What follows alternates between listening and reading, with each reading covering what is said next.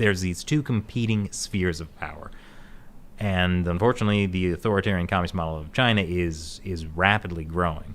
And if they ever take over Taiwan, that will be a disaster. I think that'll happen under Joe Biden. Do you think so? Well, so then we should be talking about like Kirk Campbell and Jake Sullivan, like people who might be working for the a Biden administration, some of the things they've said. And it does seem... What are some examples? Who are these people? Okay, so Jake Sullivan was the national security advisor to Vice President Biden. Biden wants him as the national security advisor. And he talked about how like he considers China's rise like one of his great successes. He was working for that.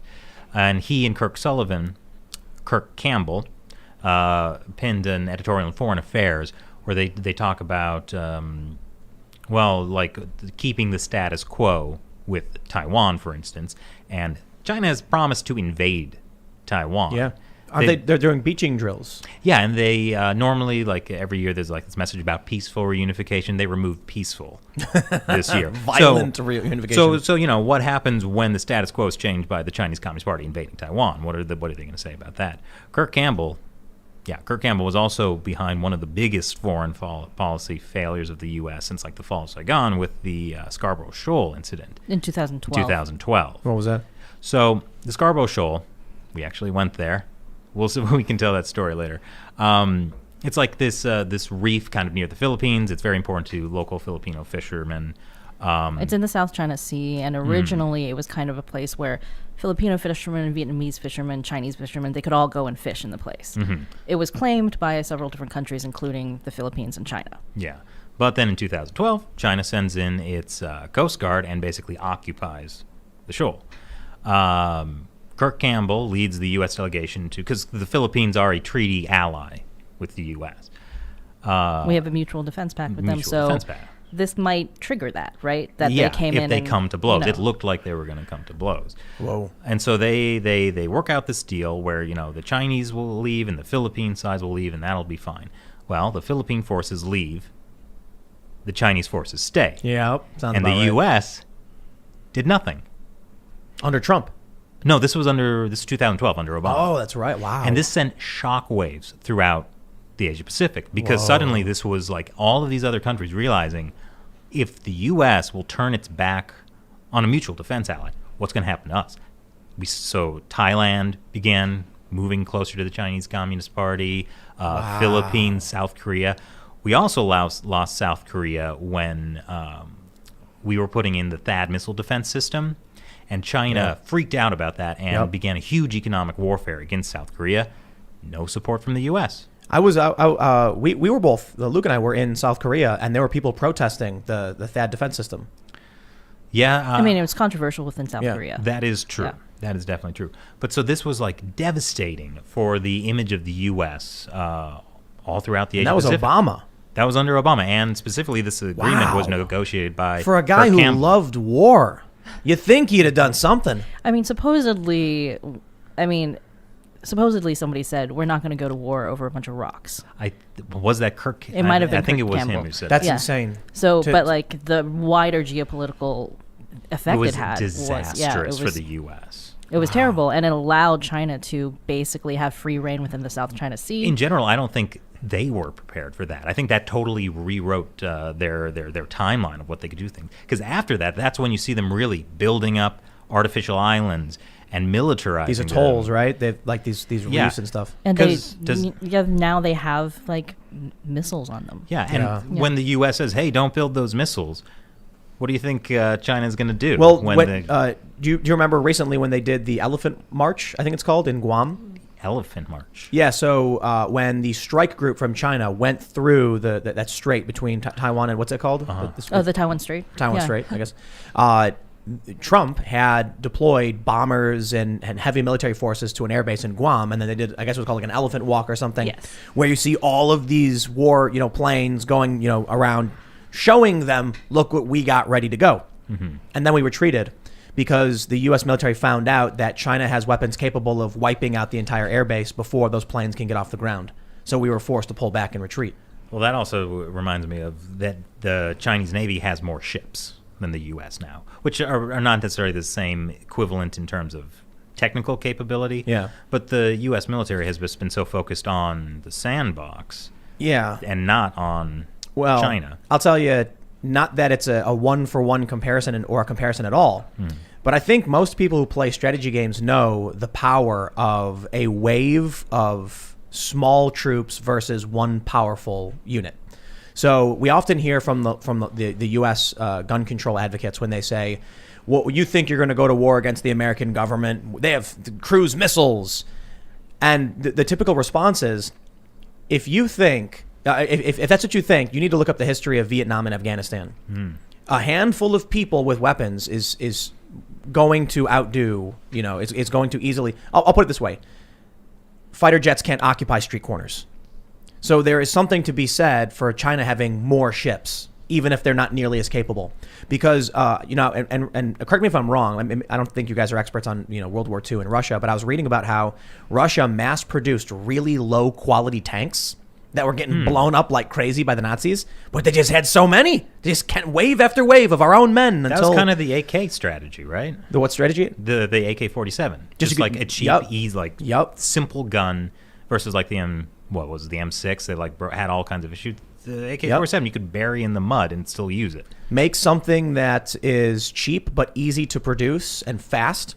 And then, sure, the Nazis were able to blow up these Russian tanks, but they just kept sending wave after wave because they could just keep making them. Well, that's Zap Brannigan's strategy. Exactly. Yes. Wave after wave of our own men until they run out of bullets. We have to understand, when we look at China's strategy now, it's pretty brilliant. I mean, historically, China hasn't been that strong because of its geopolitical location. But if they're able to offset the fight on islands, especially along very important trade routes, they're implementing a similar policy like the Japanese did during World War II. They don't want the fight in Tokyo. They want the fight in the Pacific.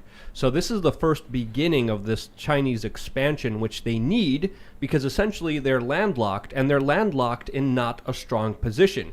When you look at their natural resources, they're not doing that well. As you said, they just imported a whole bunch of grain because it's very hard for the Chinese government and the Chinese country to produce for itself. This is why they're also trying to expand their territory in the Himalayas against the troops in India. So we're seeing, if China really wants to dominate the world, they're going to have a bunch of islands along these trade routes. And if you look at world wars, they always start along trade routes. So this is very key, and one of the reasons why they're building so many of these strategic locations that they're expanding in. So we have to keep attention to that. $5 trillion of shipping goes through the South China Sea. Yes. And so they need that seaport control. Yes. That's why it's so important to them.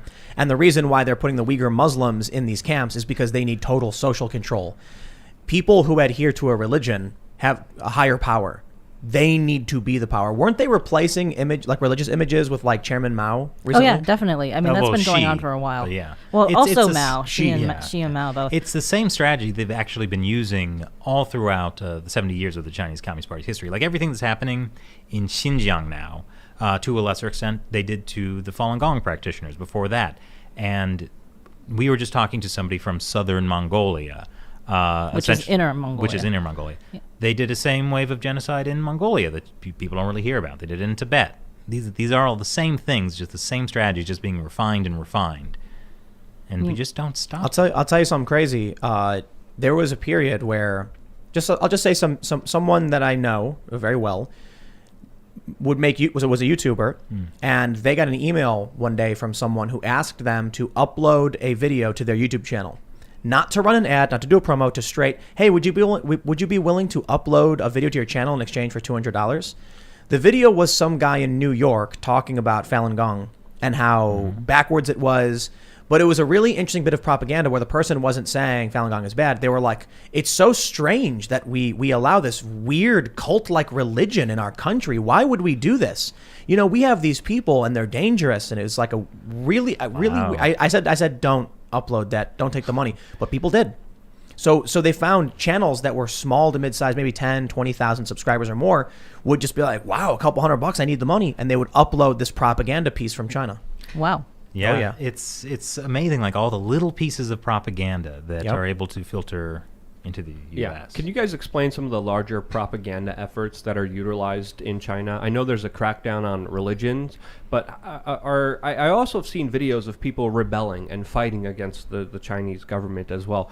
Is there anything legitimately going on, or is the propaganda so strong with the social credit score that there isn't any resistance at all? Oh, okay. Here's an interesting story that kind of ties into that. Though it might seem tangential. There was a story this past year of a Chinese student who was studying in the U.S. He made a post to Twitter in the U.S. comparing Chinese Chairman Xi Jinping to the villain from Biker Mice from Mars. Okay. And then he goes back to China and is arrested for that.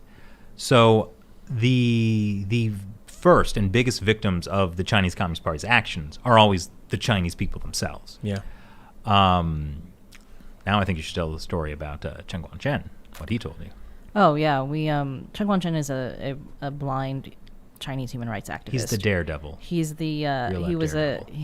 he was a barefoot lawyer in China, and he was arrested for basically trying to help women who had had forced abortions because of the one-child policy, and he was just trying to help them get some kind of like legal redress. And China is anti-choice and anti-life. yeah, Yeah, interesting. both. And then he was put in prison for years for traffic violations.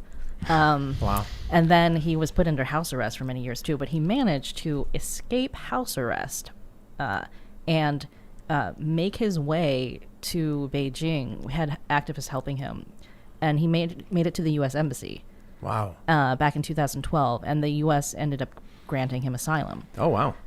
So we interviewed him last year, and he was talking about how, it looks from the surface to a lot of people like the Chinese people as a whole support the Chinese Communist Party, especially because a lot of the Chinese nationals that you'll meet in places like the U.S., they're rich. And they're rich because their families have some connection to the party, or their families are party members. Like, they have some kind of wealth that's tied back to the Communist Party. So, and also all the young people have been kind of brainwashed to be very nationalistic. So they'll be very supportive of the Chinese Communist Party, but that's not the real case on the ground. But you can't know that, because even on the internet, Chinese people are very careful about what they say, because they know that you're going to get sent to prison for, saying the wrong thing on WeChat or whatever. So they won't say it online. And there are videos I've seen where, somebody might be filming in China, and then they ask a question, the person will like go under their breath and be like, no, I can't talk about this. Yeah. And so he was saying that there are so many people who are against the Chinese Communist Party, but it is hard unless you have the connections inside China to know that they're there. I want to point something out real quick too, because there's a stereotype about Chinese people being really bad drivers, right? You've probably heard it. Yes. Family Guy has a joke where, just the other day we were watching Family Guy. There's a Chinese woman, and she's like, how long do I need to signal to change 8 lanes? And then she just crashes the car or whatever.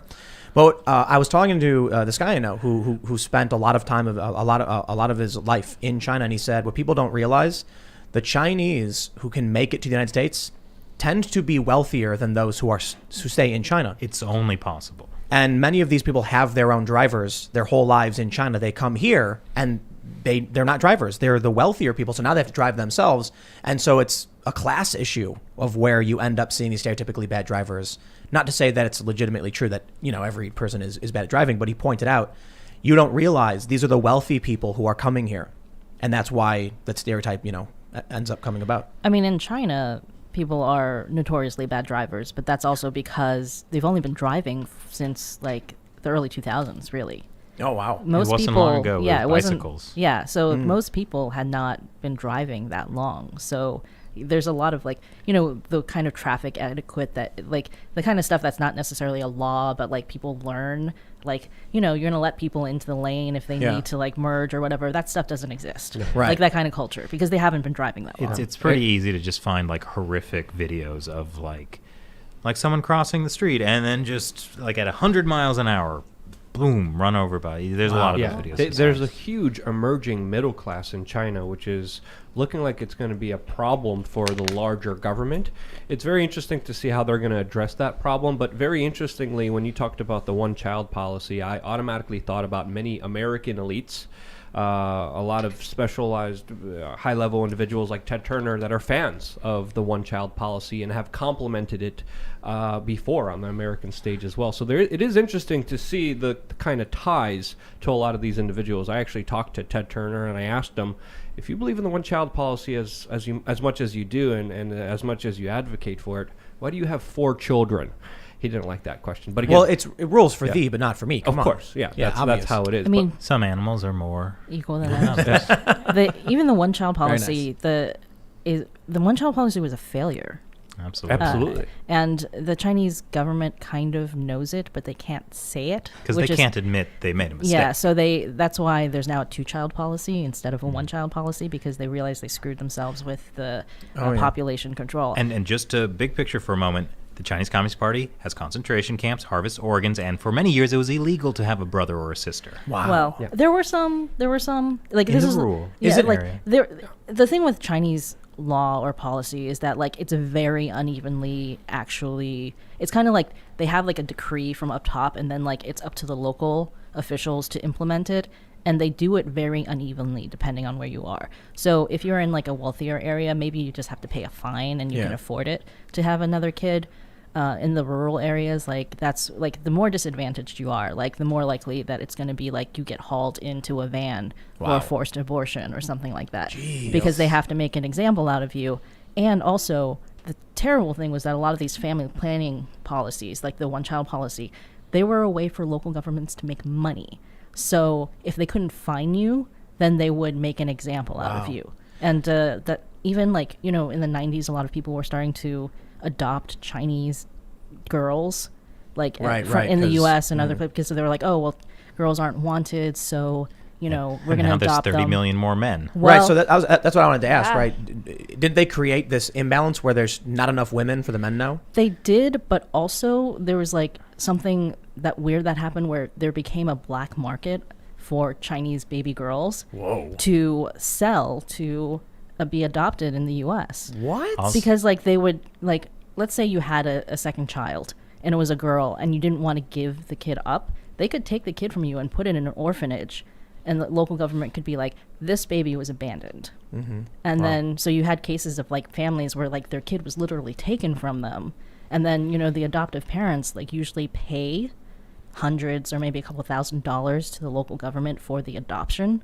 So the local government is making money off of like stealing kids and selling them to be adopted to the U.S. So cool. Yeah. And sex trafficking is such a huge issue. Like I know the Trump administration sanctioned, or not sanctioned, but like called out China for human trafficking. But yeah, that's a big way they're dealing with this gender imbalance.